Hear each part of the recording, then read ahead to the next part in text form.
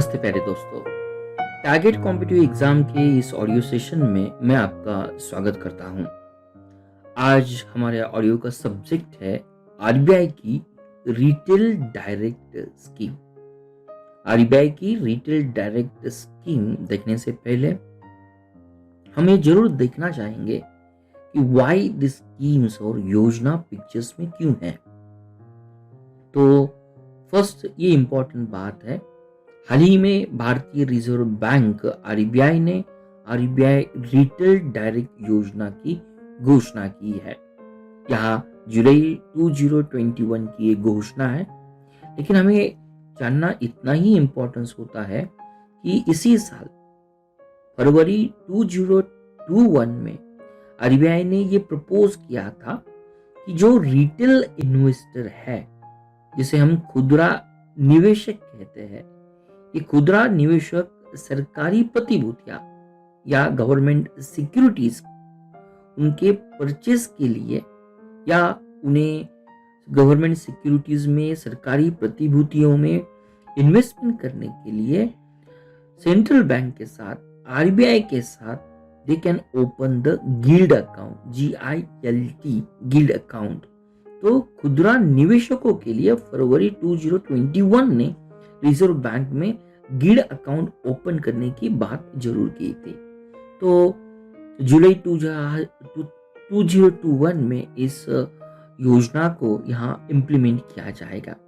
हम इस योजना के तहत क्या प्रमुख बिंदु होते हैं उसको कवर करने की कोशिश करते हैं। ये एक्चुअली आरबीआई रिटेल डायरेक्ट योजना क्या है। तो एज नेम इटसेल्फ मेंशन, जो भी रिटेल इन्वेस्टर है, इंडिविजुअल्स है, इस योजना की तहत ये डायरेक्टली आरबीआई के साथ आरडीजी अकाउंट, जिसका लॉन्ग फॉर्म है रिटेल डायरेक्ट गिल्ट अकाउंट, ये ओपन कर सकते हैं। मैं फिर से रिपीट कर लेता हूं, आरडीजी अकाउंट, उसका लॉन्ग फॉर्म है retail direct gilt account, GILT।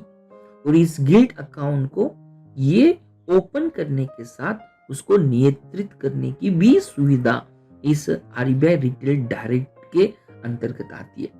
पहले हमें ये देखना पड़ेगा कि खुदरा निवेशक हम किसे कहते हैं।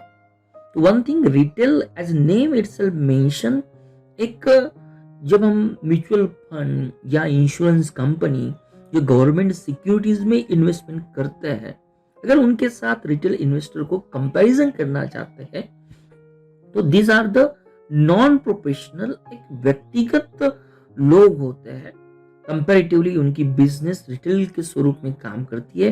They can buy and share दी सरकारी प्रतिभूतियां जो सिक्योरिटी मार्केट होती है, जिसमें हम कहते हैं कि म्यूचुअल फंड या एक्सचेंज ट्रेडेड फंड, जिसे हम सेंसेक्स में अगर ट्रेड करते हैं, तो इस तरह से ये सरकारी प्रतिभूतियों के साथ हम कहेंगे ये ट्रेड करते हैं, इसीलिए रिटेल इन्वेस्टर ये शब्द का यूज किया जाता है।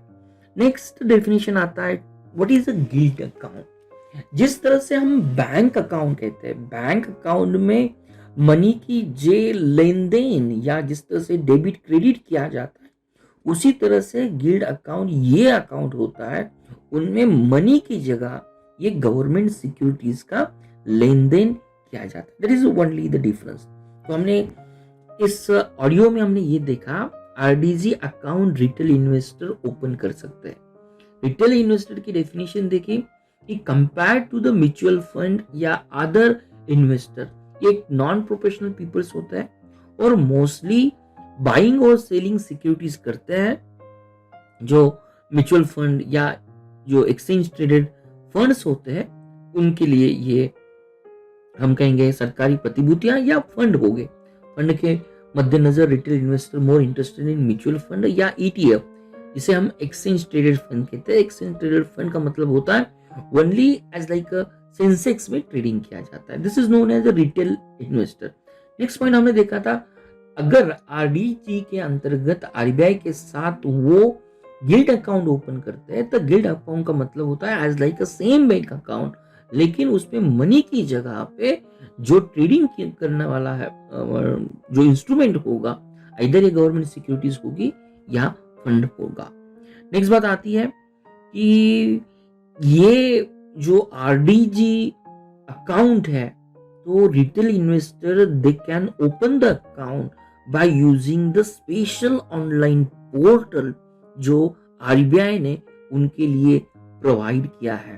तो सेम पर्पस के लिए ये जो पोर्टल है रिटेल डायरेक्ट, आरबीआई का रिटेल डायरेक्ट पोर्टल, इस पोर्ट पर विजिट जाके रिटेल इन्वेस्टर उसको ओपन कर सकते हैं। तो ये ऑनलाइन पोर्टल जो भी रजिस्टर इन्वेस्टर हो गए, या हमने कहा कि खुदरा निवेशक हो गए, लेकिन वो पंजीकृत होने चाहिए, तो रजिस्टर होने चाहिए। They can directly access government प्रतिभूतियां, यहाँ पे वो उसको इश्यूएंस कर सकते हैं, परचेस कर सकते हैं। एट द सेम टाइम इसी पोर्टल में they can access to the NDSOM. NDSOM इसका लॉन्ग फॉर्म आता है negotiated dealing system, negotiated dealing system order matching system, NDSOM. NDSOM का लॉन्ग फॉर्म होता है negotiated dealing system and order matching system. तो इस पोर्टल के तहत गवर्नमेंट सिक्योरिटी और एनडीएसओएम जो एक electronic screen based trading systems है, वो गवर्नमेंट सिक्योरिटीज के बारे में लेन देन का काम करता है, जिसे आरबीआई ने 2005 में ओपन किया था। तो गवर्नमेंट सिक्योरिटीज अगर रिटेल इन्वेस्टर परचेस करनी चाहती है तो उनके लिए ये आरबीआई का पोर्टल है।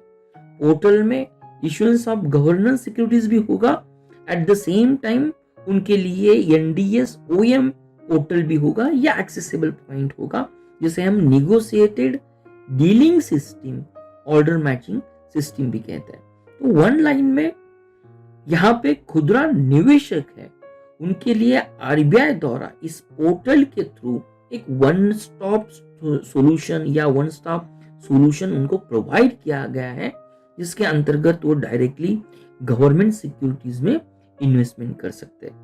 तो आरबीआई का मेन पर्पस क्या था कि आज हम सभी लोग देखते हैं कि गवर्नमेंट सिक्योरिटी को परचेस करना है तो मोस्टली बैंक्स वाले या जो म्यूचुअल फंड के पूल्ड मैनेजर्स होते, उनके लिए भी पॉसिबल हो सकता है। क्यों पॉसिबल हो सकता है कि अगर गवर्नमेंट सिक्योरिटीज को परचेस करना है तो इन संस्थाओं के लिए, मैनेजर ऑफ म्यूचुअल फंड या बैंकों के लिए जो गवर्नमेंट सिक्योरिटी का स्लॉट आता है या ऑलमोस्ट 5 करोड़ रुपए या उससे अधिक होता है। तो ये अमाउंट सबसे बड़ी होती है। तो ये खुदरा निवेशक या रिटेल इन्वेस्टर उनमें इन्वेस्ट करना नहीं चाहते because due to the very maximum amount. तो एज नेम इटसेल्फ मेंशंस, अगर ये संस्थागत निवेशक, जिस तरह से हमने बैंक कहा, म्यूचुअल फंड कहा, बीमा कंपनी का, इस बाजार को नियंत्रित करते हैं बैंक, क्योंकि रीजन क्या होता है, उनकी अमाउंट सबसे ज्यादा होती है। कंपैरेटिवली रिटेल के लिए इतना अमाउंट का इन्वेस्टमेंट करना ये पॉसिबल नहीं होता। और नेक्स्ट बात जो आती है, जो प्राइमरी मार्केट और सेकेंडरी मार्केट, प्राइमरी मार्केट ये मार्केट होता है जहां पे सिक्योरिटीज का क्रिएशन किया जाता है, और सेकेंडरी मार्केट ये होता है कि जहां पे इन्वेस्टर ट्रेडिंग करते हैं। This is a simple definition. तो रिटेल लोगों के लिए या सेकेंडरी मार्केट में अगर इतनी बड़ी अमाउंट होती है, उसको परचेस करना at the same time sell करना इस लॉट में 5 करोड़ के अबव ये पॉसिबल नहीं हो सकता। तो कंपैरेटिवली इस मार्केट को डेमोक्रेटाइज करने के लिए सभी लोग, छोटे छोटे रिटेलर या खुदरा निवेशक उसमें पार्टिसिपेट हो, ये उनका गवर्नमेंट का पर्पस होता है।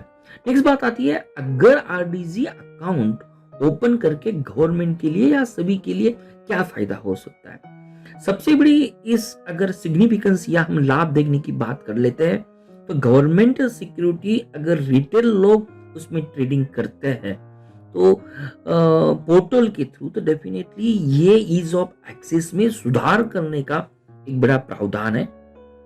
स्मॉलर इन्वेस्टर डायरेक्टली पोर्टल पे जाके उनकी जो लिक्विडिटीज है, उनकी जो लिमिटेशन है, उसके तहत उनको परचेस कर सकते हैं। At the same time government के लिए ये सरकारी उधार की सुविधा होती है, जिस तरह से हम देखते हैं कि होल्ड टू द मैच्योरिटी, जहां पे हम कहते हैं कि जो मैंडेटरी होल्ड टू मैच्योरिटी होता है, ये फैसिलिटी थोड़ा उसको रिलैक्सेशन देती है।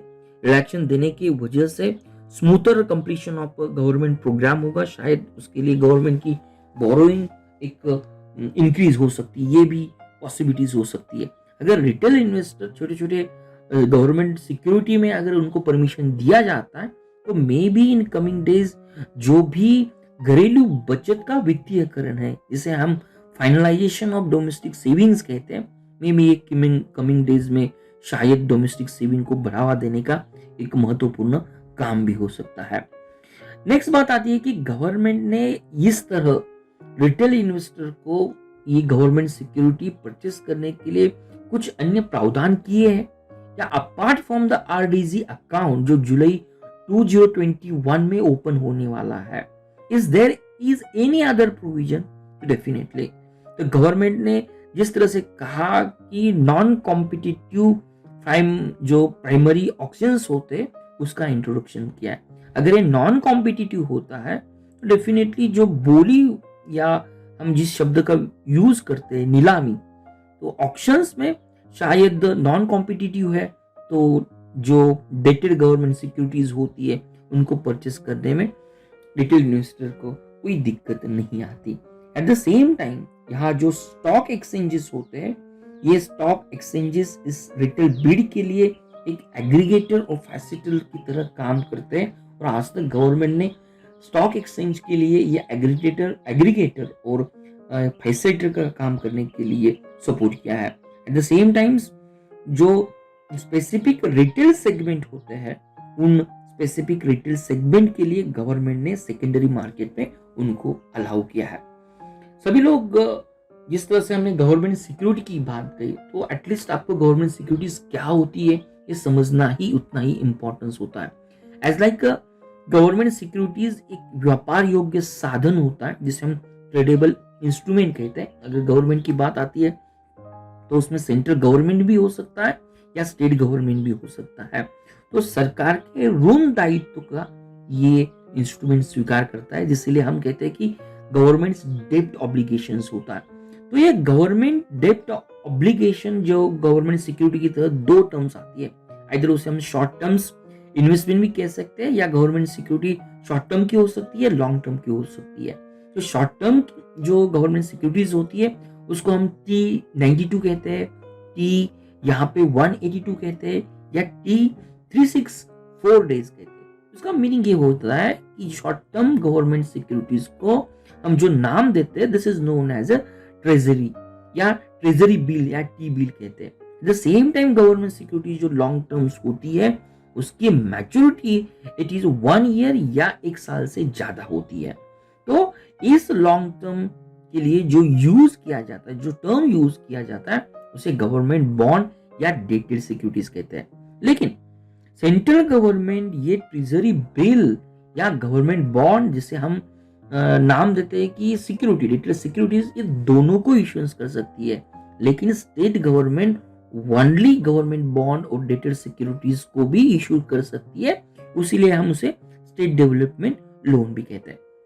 तो मेरे प्यारे दोस्तों, इस छोटे से ऑडियो के माध्यम से बैंकिंग अवेयरनेस के तहत आपने जरूर ये समझ लिया होगा, it is not only restricted with the banking awareness also, this current affairs you can be used for the other competitive exam।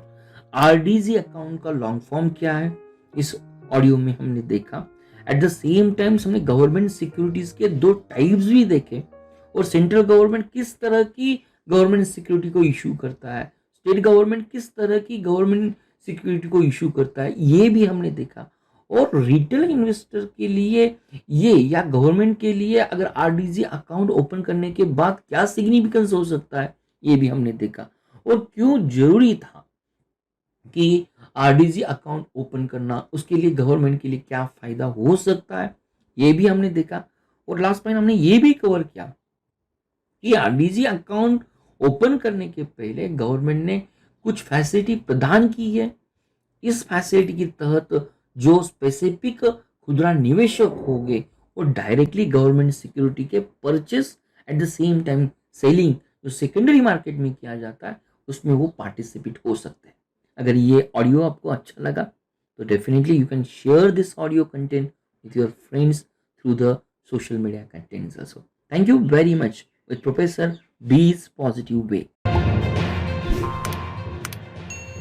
Thank you for watching Target with Professor B's Positive Way. We request you to be a voluntary donator to become our Prime and Pride Motivator.